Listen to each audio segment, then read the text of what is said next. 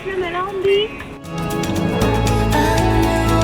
ఇక్కడ నిజంగా చాలా బాగుంది. మనం ఇక్కడికి ఎందుకు వచ్చాం?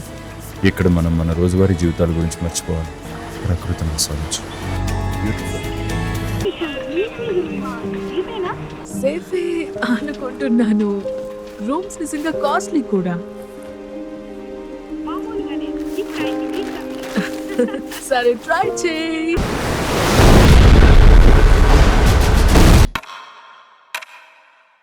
ఇక్కడ ఉన్నావో కూడా తెలీదు, ఏం చేద్దాం?